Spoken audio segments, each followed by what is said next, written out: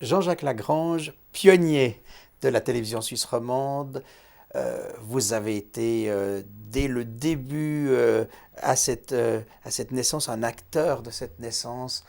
Aujourd'hui, nous entrons dans l'ère de la 3D. Pour vous, que signifient ces nouvelles images en trois dimensions? D'abord, je suis très impressionné, j'entends, parce que c'est le summum de la réalité reproduite sur l'écran. Et ça me fait surtout mesurer l'immense chemin parcouru en finalement relativement peu de temps, depuis les années 50, des débuts de la télévision où on essayait d'inventer, de découvrir qu'est-ce que pouvait être la télévision avec des outils extrêmement rudimentaires et sans avoir l'environnement que vous avez aujourd'hui avec les images, la technique et tout. Il fallait tout inventer à partir de rien. Euh, Parce qu'on ne recevait pas de programme de télévision extérieure. Moi, j'ai vu ma première image de TV en 1946 en Angleterre. C'était d'ailleurs un film de Laurel et Hardy sur un écran de TV comme ça, noir-blanc. Mais quand j'ai commencé quand j'ai rejoint le groupe de Gentot et de Montrepeau, de la TV genevoise, bon, on n'avait aucune référence extérieure. Il n'y avait aucune littérature en français, rien. Donc il fallait tout inventer en se disant qu'est-ce que ça peut être d'un programme de télévision. Alors un peu par analogie avec la radio, on se dit oui, il y a de l'actualité, du sport, du divertissement, etc.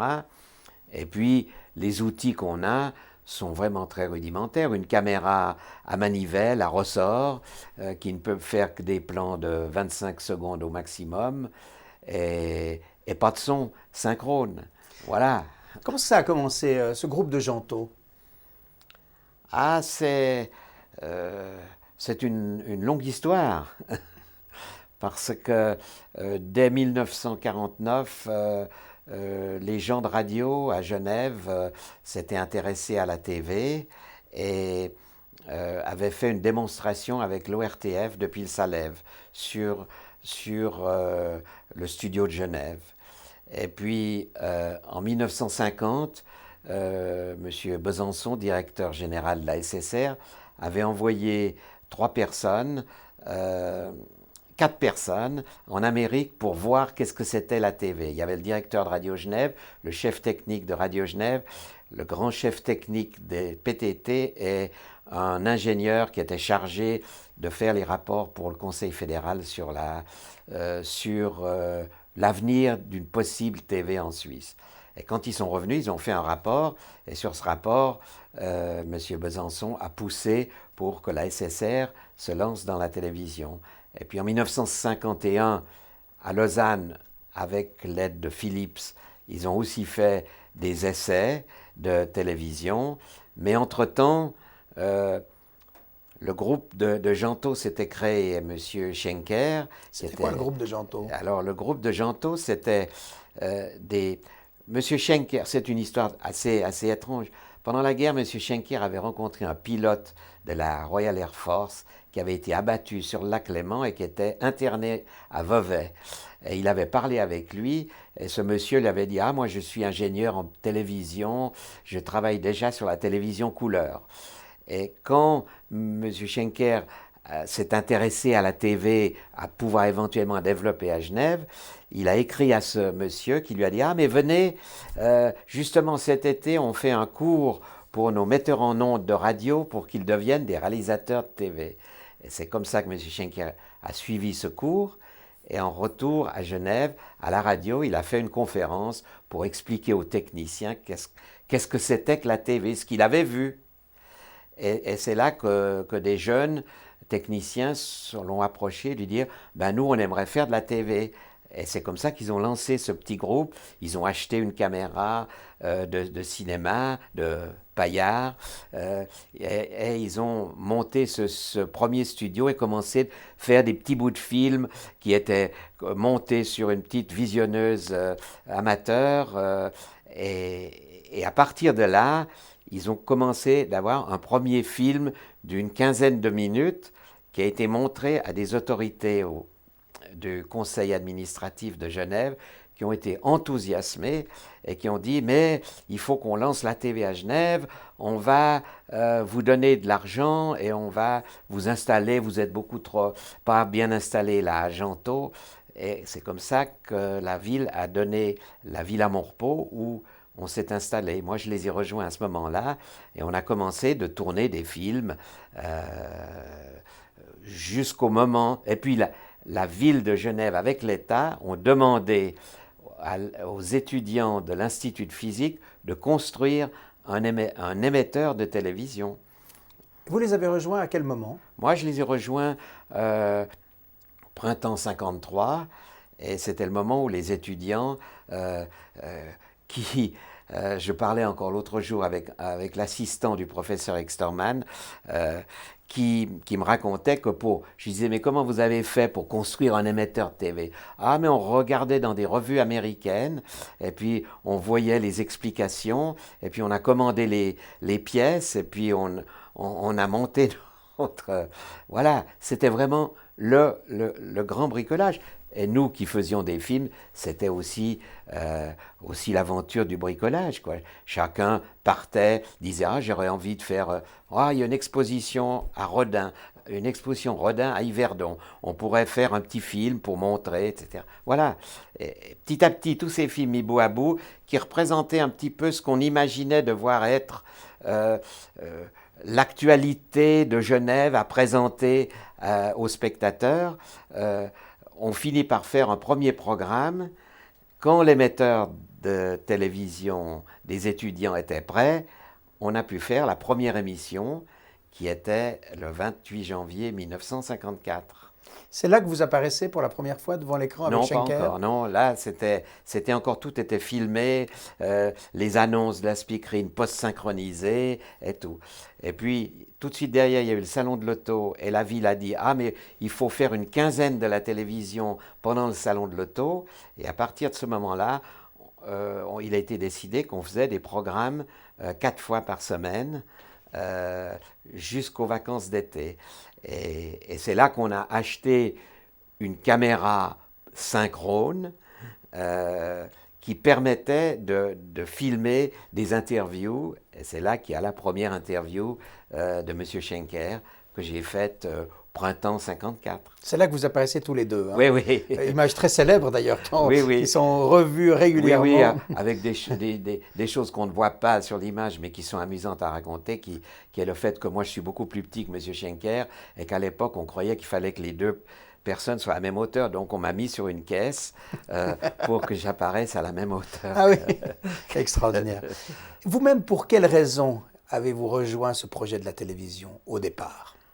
Bon, moi j'ai fait de la sociologie, je voulais faire de la sociologie pratique, du terrain, et de l'ethnologie et du cinéma. J'étais partagé entre les deux, je savais. Et donc, à partir du moment, comme il n'y avait aucune possibilité de faire du cinéma en Suisse à cette époque, j'ai entrevu là une possibilité de faire ce que j'avais envie de faire. Et donc du reportage, et c'est pourquoi j'ai rejoint le groupe de Gentot. J'ai eu la possibilité d'être engagé à la radio comme chef de la continuité. Donc la journée, on travaillait tous à la radio, et le soir, la nuit, les week-ends, on allait travailler à Maurepas pour faire nos films. Alors, 1954-2010, c'est 56 ans qui nous séparent de la technique aujourd'hui. Lorsque, comme tout à l'heure, vous avez visionné des images vidéo en 3D, à vous, comme pionnier de la télévision, quelle impression est-ce que ça vous fait, cette dimension supplémentaire? Ah, ça ça m'impressionne d'abord de voir la qualité extraordinaire de la HD plus la 3D. Et ça ouvre des perspectives sur les possibilités pour le reportage, vous voyez. Et ça comme je vous disais tout à l'heure, ça me fait surtout mesurer la fantastique développement technique qui s'est fait, dont j'ai vécu toutes les phases, les caméras avec moteur électrique, les caméras qui font plus de bruit, la possibilité d'enregistrer le son synchrone, les caméras portables à l'épaule, qui a ouvert tout le mouvement du cinéma direct, ou dit cinéma vérité, mais que je préfère appeler cinéma direct, qui nous a amené au reportage de télévision.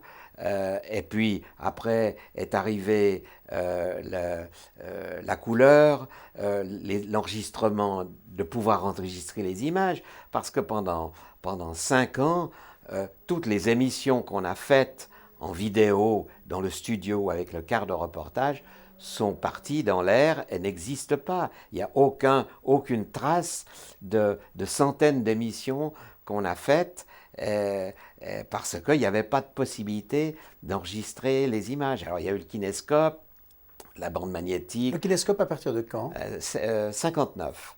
59. Donc, aucune émission directe enregistrée jusque-là? Non, absolument aucune. Donc de 54 à 59, pendant 5 ans,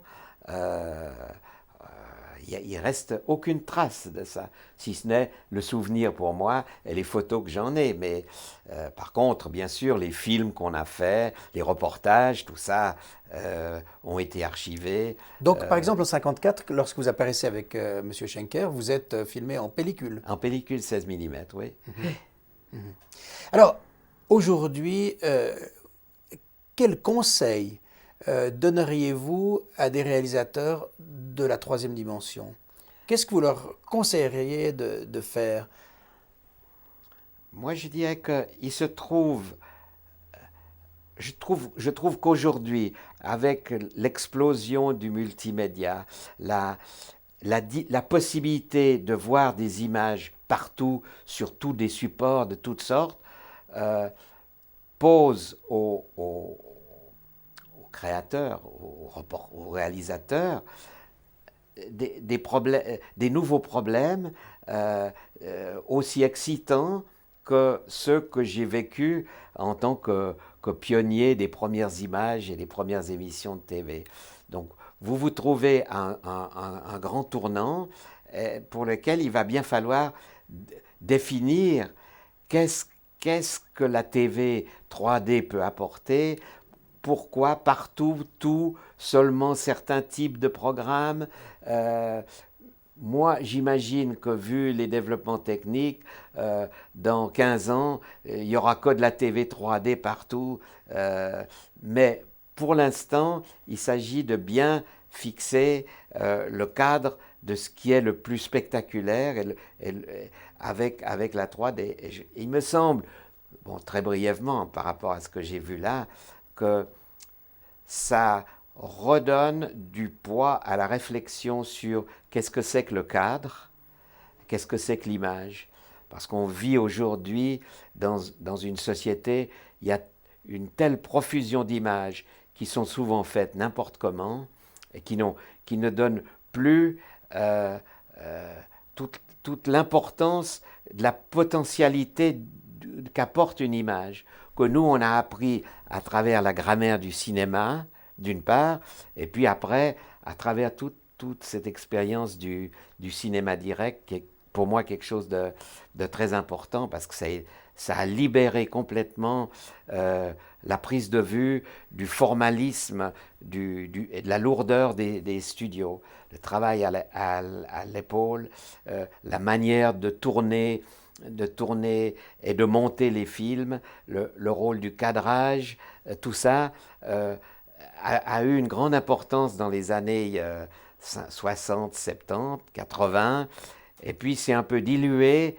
par la profusion des images et le fait qu'il faut les faire aujourd'hui très vite, souvent un peu n'importe comment, je trouve.